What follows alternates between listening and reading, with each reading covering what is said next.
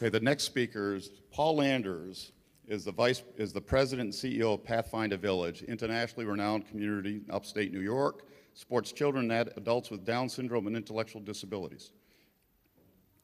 As the chief executive at Pathfinder Village, Paul has initiated a new era of growth, both for Pathfinder's physical campus and through innovative programs. Paul has brought Taylor Brose. Taylor Brose attended Hobart and William Smith College in Geneva, New York. He received his master's degree in special education from George Mason University, Virginia. Began his career as a special ed teacher at the Phillips program. During his time with Pathfinder, he's created and sustained an internal credentialing program, restructured the framework of the direct support professional positions to create a tiered employment model, and has introduced a refugee workforce. Taylor is focused heavily on changing demographics in central New York and the DSP workforce, and is devoted to altering the mindset of the frontline supervisor so that it may be better meet the needs of young DSPs. Please welcome Paul Landers and Taylor Brose.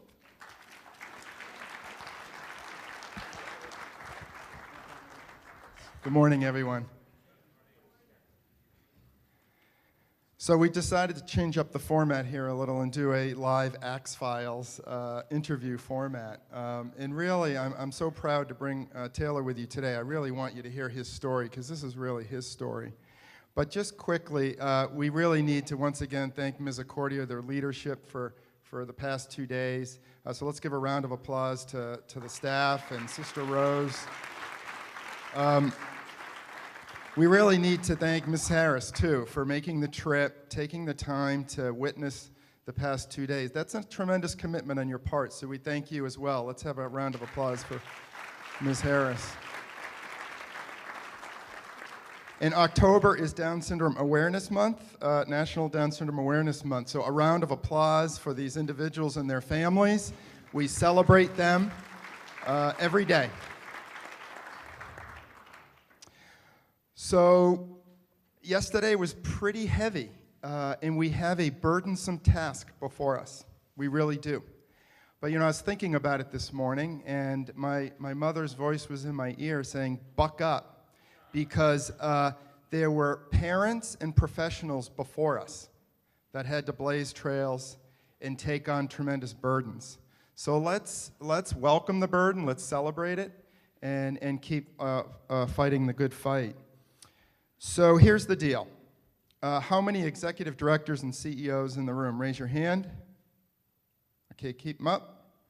How many of you are under the age of 40? Keep your hand up. How many of you are under the age of 50? Put your hand up. Okay. You get my point, right? We're kind of an old and dying breed. And I guess my greatest trait is I know what I don't know. And I have to be honest, I don't know this new workforce. I really don't. And I think the best thing I did is I found this guy to my right, to your left. And I think the other day, I don't know if it was the mayor of Chicago said everybody needs a Sister Rose in their life. Everyone needs a Taylor Brose in their organization, because they're going to teach us how to navigate, at least for the next decade plus.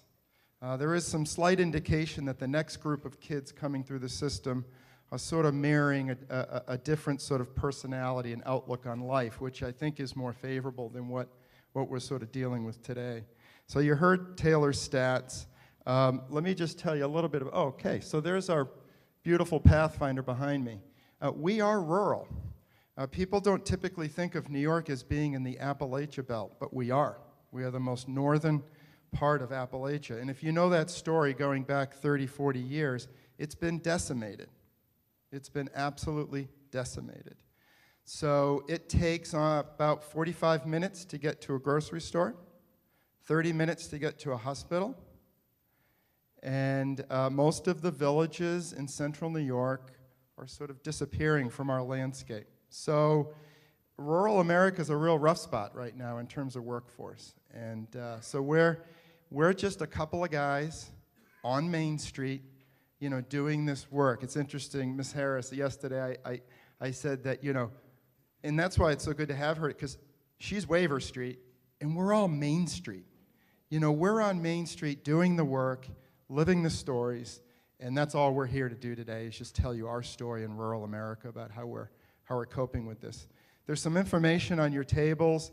There are some startling statistics about our county, Otsego County, which is the county that we sit in. It's still a beautiful, beautiful part of America. It's gorgeous. We have lovely lakes and lovely hills. It's peaceful, wonderful American values. But those statistics are pretty staggering. Also, we are not experts. We're not workforce experts. And I have a resource list for you. Hopefully you'll find that helpful when you leave today. We're grateful to the University of Minnesota. They've done so much work in this space. Obviously NADSP and countless others that are devoting dollars and time to this issue. But to me, this is our second biggest, the third crisis of our time together.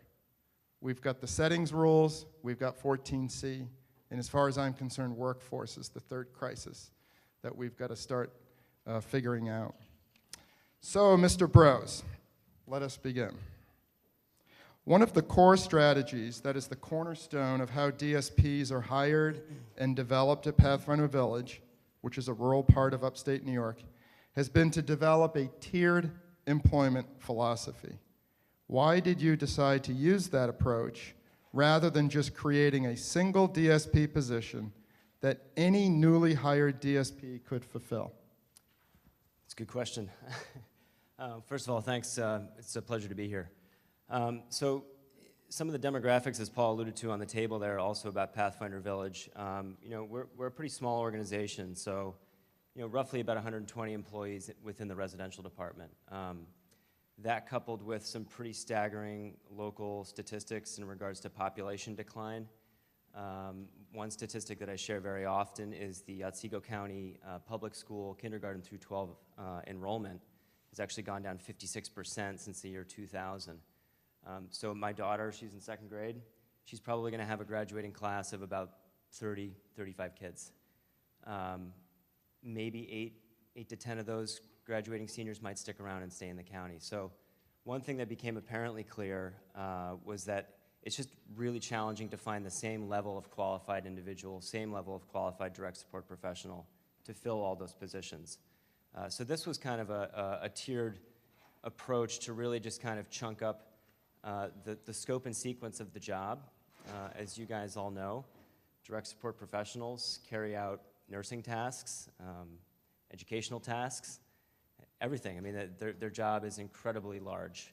And so this approach really kind of helped us create a tiered employment model, which really does assign specific duties to the direct support professional position at Pathfinder, and inherently doing so creates a career ladder within the position as well.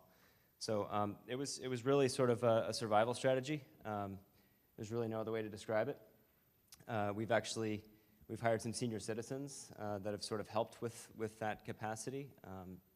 And as we'll talk about in a little bit, you know, it's an orientation practice that we had subscribed to in the past was that if a staff maybe failed med certification or skip-R certification, which is our physical restrictive strategies, you know, we would terminate them in the past. Well, you know, the times are so dire now that we can't do that anymore.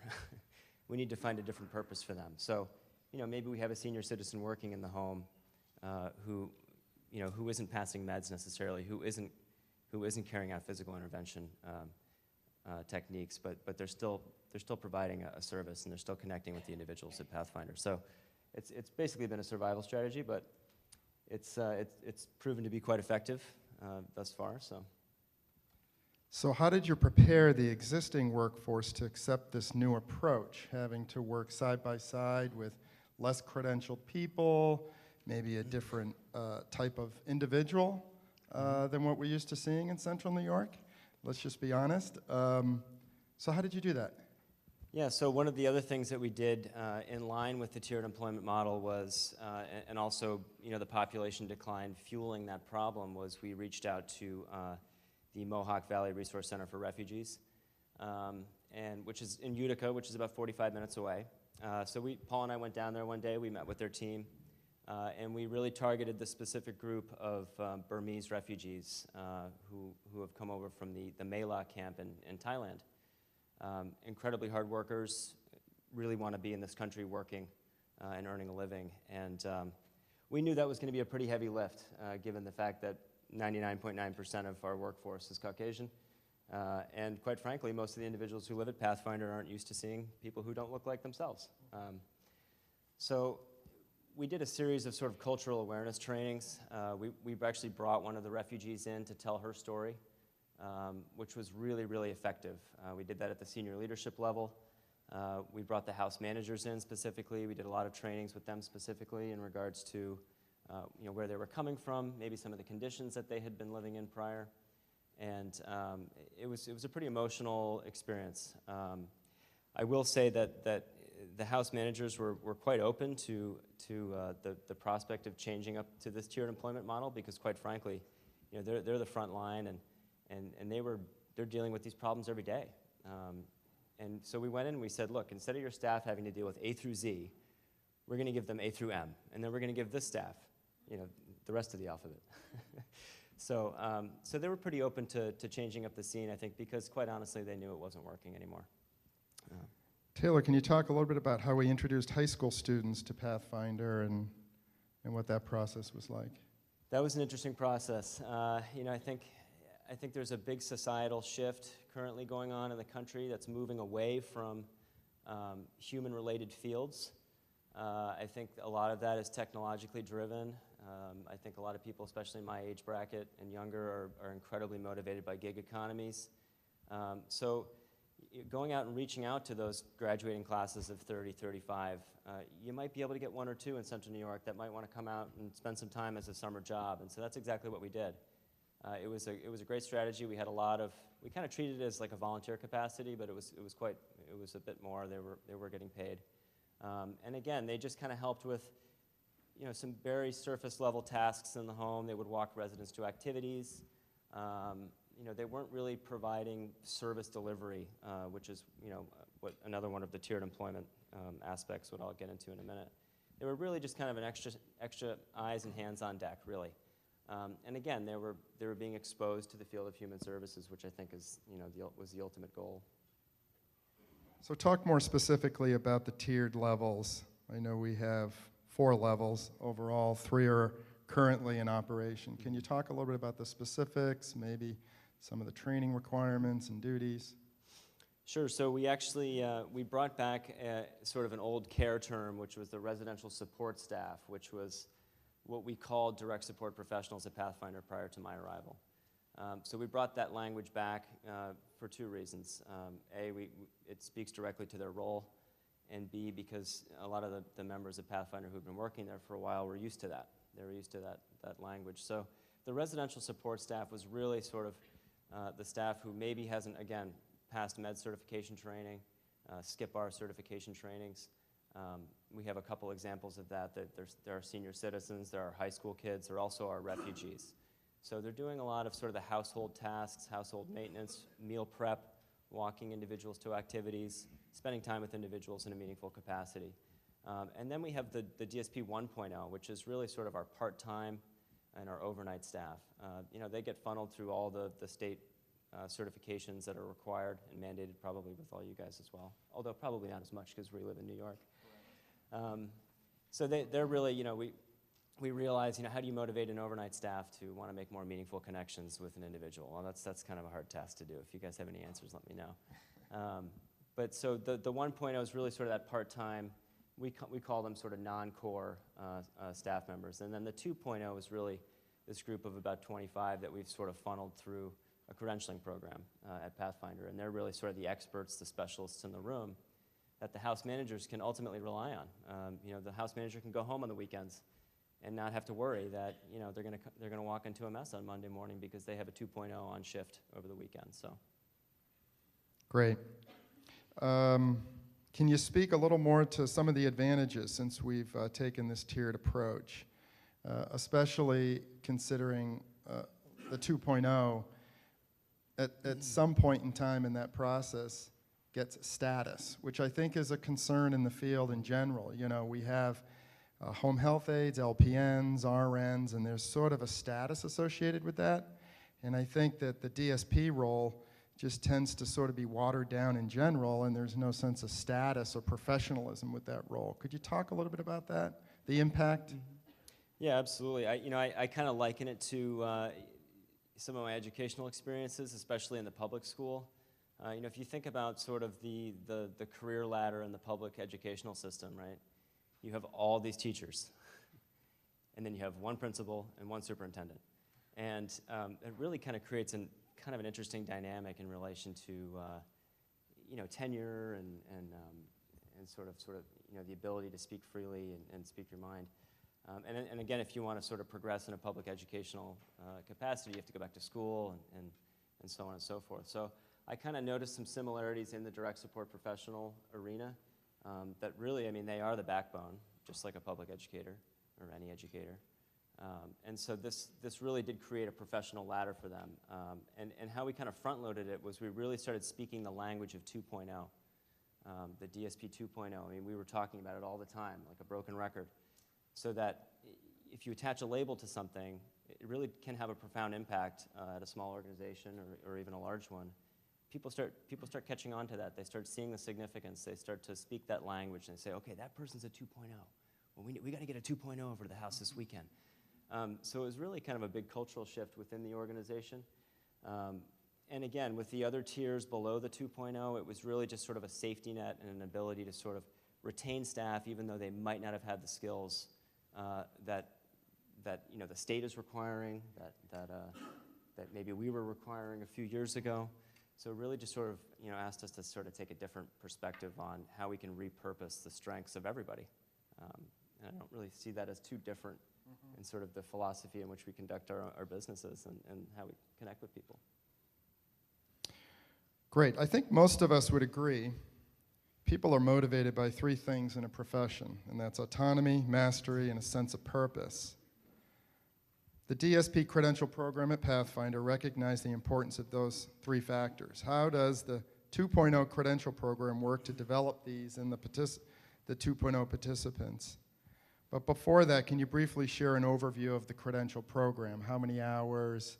What does that involve? The types of academic requirements, the mentor components? Please share that with the audience. Sure. So you guys all have the little credentialing pamphlet there on your desk. Feel free to peruse that as I speak. But really, the credentialing program that we created at Pathfinder was the purpose of it was to not only create more training, but to provide a deeper understanding of the work. And we tried to do that in a way that was sort of anti-regulation. We are by no means sticking DSPs in front of an online training platform for hours and hours and hours on end, because in my own personal experience, that's not how you learn about working with people, by sitting behind a computer.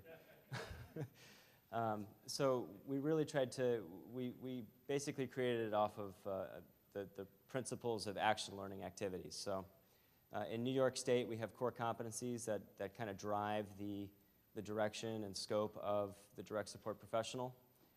It's actually one thing that I would actually really like to see more of New York State. It's clear, it's concise, it's on a 2-page document. Did I just get louder? Oh, yes. Nice. So we really funneled a lot of the activities through the person-centered planning process and the core competencies. And then the other piece of it, which you do not get on the computer, is this mentoring component, which I facilitate myself. So I meet with the 2.0s every 2 months for about an hour. They spend probably about 8 hours on the computer. What they do is they become a specialist, essentially a caseworker, of 2 to 4 individuals in the home. And so they know the residential habilitation planning. They might have heightened communication with the families. And they become sort of a part of that individual's life on a more intimate level. And we look at them as the experts in the room when it comes time to ResHab development. We ask them to come to annual ISP meetings. And in turn, that kind of gives them a deeper understanding of, A, the work that they're doing, the programming that they're suggesting, and then they get to see it full circle in the meetings with the families. And that's something that I think is sort of missing at the direct support level. I think, they show up for their shift, they make sure everybody's okay, and then they go home. So that's created a nice sense of autonomy, purpose, and mastery within the credentialing program. Some of the statistics in the pamphlet are pretty staggering. We've actually moved 7 of those graduates from the first year have actually moved into house manager and/or other middle management positions, which is fantastic. And that's kind of what you'd like to see in a credentialing program. Our own internal philosophy in the residential department in regards to hiring is we always look at the graduated 2.0s first when there is a house manager position available. So, and they know that. They know that now because they've seen their peers go through the program and then become managers. So it's had a pretty profound impact. So the program is over the course of 12 months. Mm-hmm. And those candidates can apply for the 2.0 after 90 days of employment, right? Correct. And there's money tied to success, correct? Yeah, we've currently we're offering $2 more on top of the initial wage that they're given upon hire. Again, we want to see if they check out, so there's a 90-day orientation period. We want to make sure they're sticking around. But we also did design the timelines and the wage increments to the over the course of the program in an attempt to sort of strategically retain them. So we got up with the HR department. We said, okay, a lot of our staff leave after 6 months. Well, why is that? And then we structured the program around those statistics in an attempt to retain them. So this program essentially retains the staff for at least 15 months. Which I believe the national turnover rate, 44% leave in the first 6 months in this role. So you've extended it quite a bit, and that can only be good for your family members and for the organizations to provide quality outcomes for people. So why do you focus so much more on the softer skills than, let's say, the hard skills? We're a highly regulated environment, data-driven. So why are you spending so much more time on developing soft skills? And who's that demographic? Who's that typical 2.0 coming through the door? So raise your hands if you have a difficult time making eye contact with somebody under the age of 25. Anybody? It's probably because they're going like this all the time, right? So it's... let's face it, cell phones are everywhere, technology is everywhere. Any Simon Sinek fans in the room? You guys know him? Okay, great. So I think it's a real social epidemic that's occurring. I think it's probably going to be going on for the next 10 or 15 years, if not longer. Or technology will, drive a new way in which, we interact differently. But currently that seems to be the status quo. And so I was born in 1983, so do the math.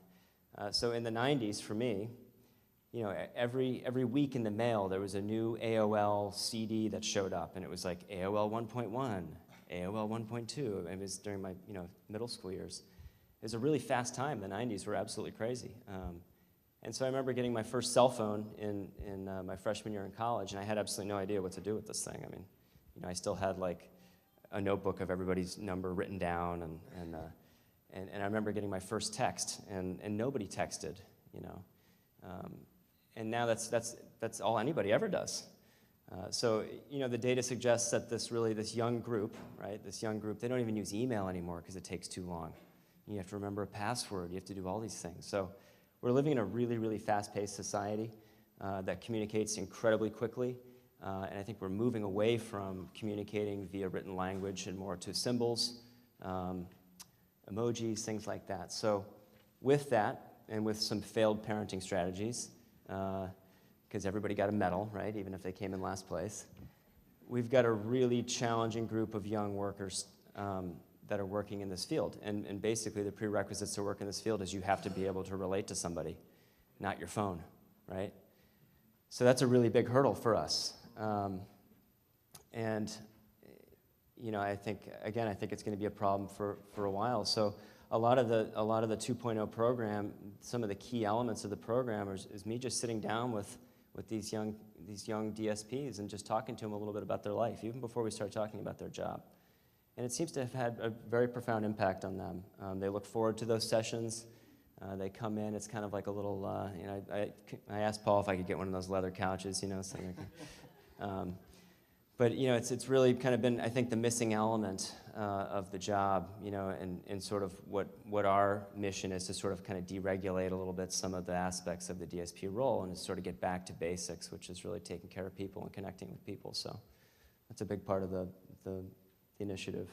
How fast did that entry-level demographic change at Pathfinder? You know, historically, we were, you know, middle-aged housewives, right? Wives of farmers.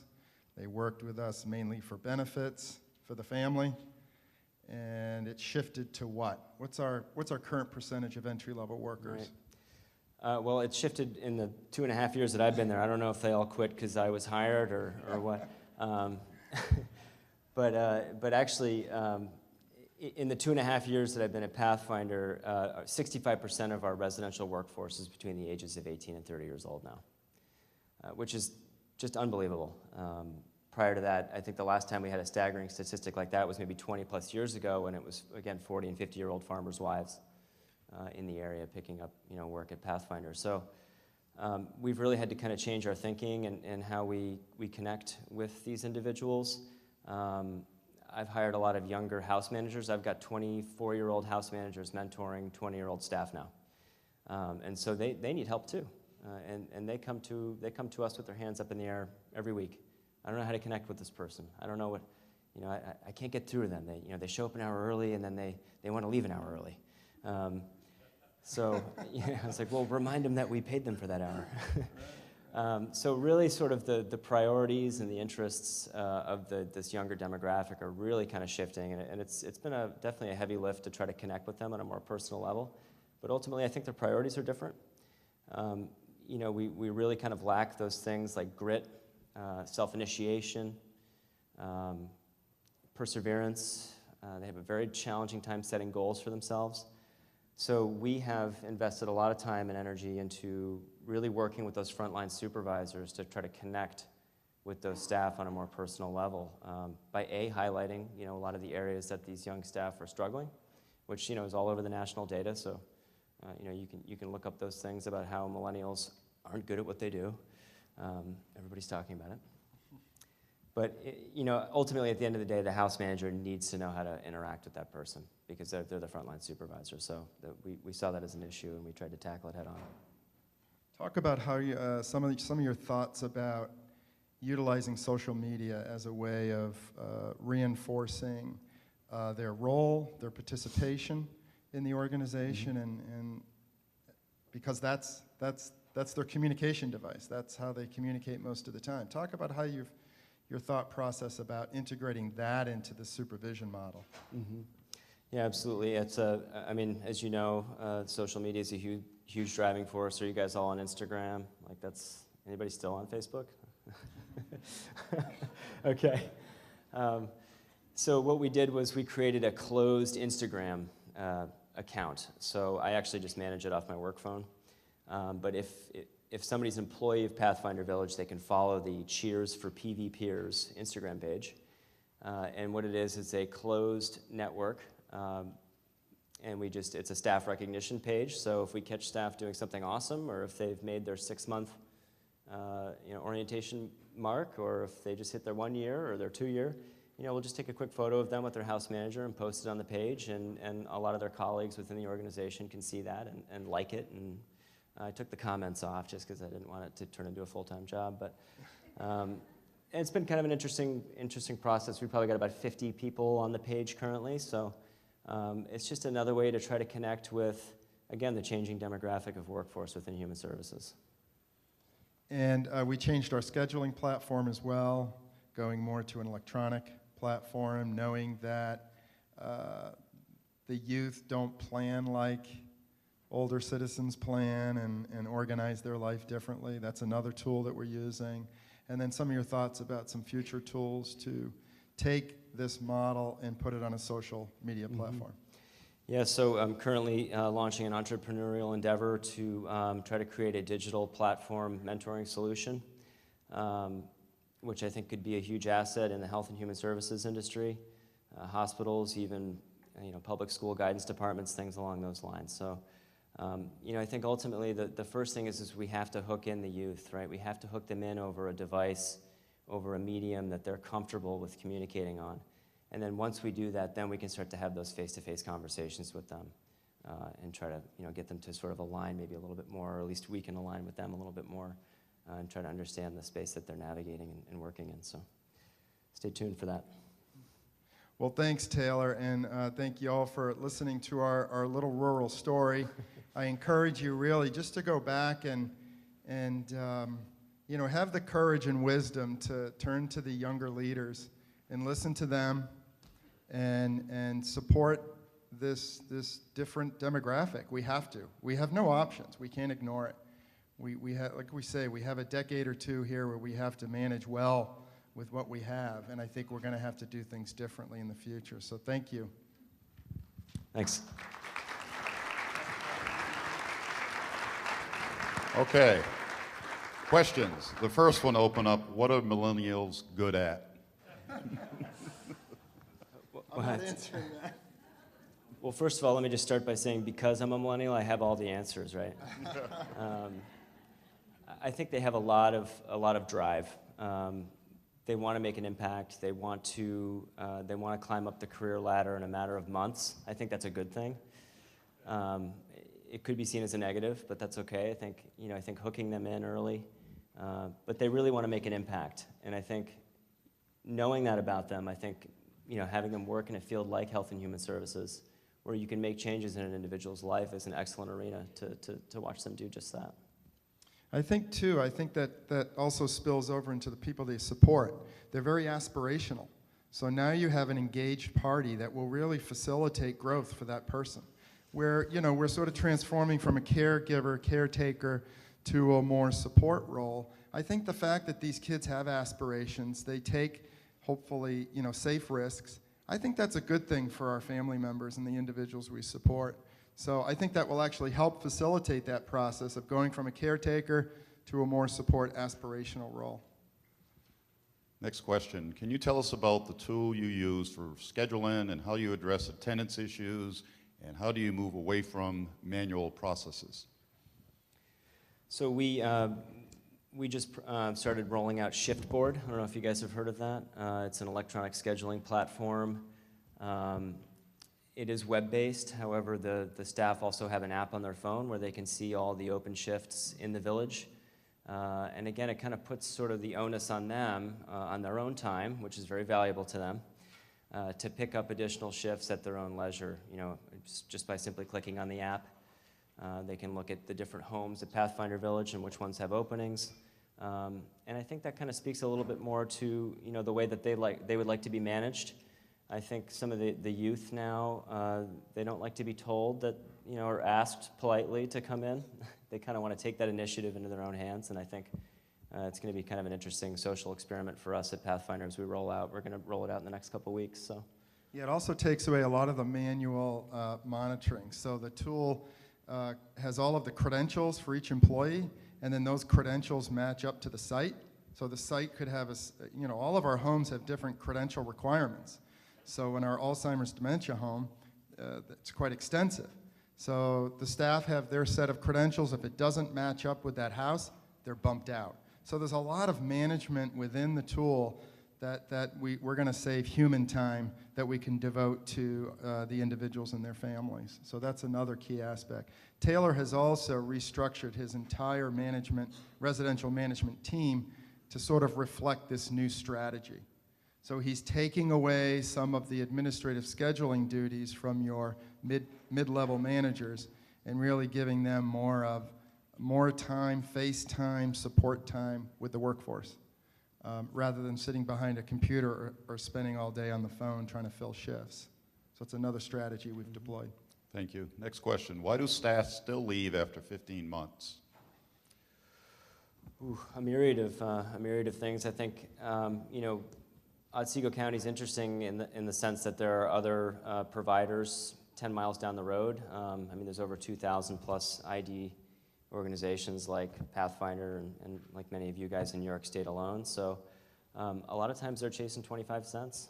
and then they'll eventually come back, I think, because I think our environment, which you can see up here, really does create a nice environment for not only the individual who resides there, but for the staff as well, because they can, they can walk into the village, they see staff, administrative staff in the village walking around. There's a built-in safety net of resources and support for them that I think that they miss when they go to maybe some of the other providers down the road. A lot of it's just on a whim too. Sometimes they relocate again. Some of the demographic data is just pretty staggering. A lot of young people are moving out of the area down to cities and things like that. I realistic job interviews too, realistic job previews, I think is a big thing too. I think it's not to make a generalized statement, but I do think that the millennial generation, they sort of bounce around a lot, and to stay at a job for 3-5 years now is unusual. I think that's everything from skilled, high-tech, professional, all the way down to entry-level mentality. But again, we are rural. We're 3 miles from Chobani Yogurt, which is the most famous Greek international yogurt company. And the 5th largest insurance company is a mile down the road with 800 employees. So you have 800 at Chobani, 800 at New York Central, and 150 at Pathfinder. That's within a 5-mile radius. That's intense competition for us. So there is a wage war, which I think the other thing too for the providers out there, we're not going to be able to pay people on the waiver dollar alone. We've got to do something about that. I think that has to become part of our advocacy efforts. So if we're going to make it through the next decade, you're going to have to raise private workforce dollars. We are in the middle of hopefully securing $3 million, and all of that money is going to go to workforce, because we have to compete in that 5-mile radius, or else we're dead. So we really need to bring in private dollars to subsidize the waiver dollars. Did you work with other organizations like NADSP to create your program, and how has the state responded to your program? No, I didn't. And I think I did that sort of purposefully. We have yet to kind of roll that out to the state. Paul and I have been sitting on a DSP workforce crisis initiative at Albany. To me, and again, I'm kind of new in the field, but it just kind of seems like the hamster wheel is just kind of spinning around and around and around. We really wanted to take a deregulated, off-the-beaten-path approach to our credentialing program, which I think is really sort of tries to foster the social connectivity of the job in relation to working with management and the individuals. And so, again, not sticking them in front of a computer for hours and hours on end, but coming in and talking to your colleagues and your administrators and finding ways to work with people in a more meaningful capacity.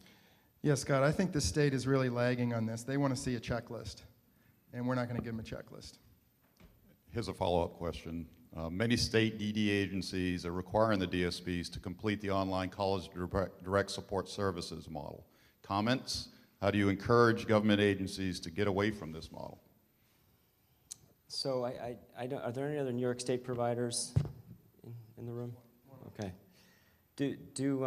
For all the other providers in other states, do your states mandate that your direct support professionals utilize an evaluative tool? Okay, so not many, right? We're really kind of moving. We have a 15-page annual evaluative tool for a direct support professional making minimum wage. And I guess I would ask you guys to ask the question if there's another minimum wage job that has such an intensive evaluative tool.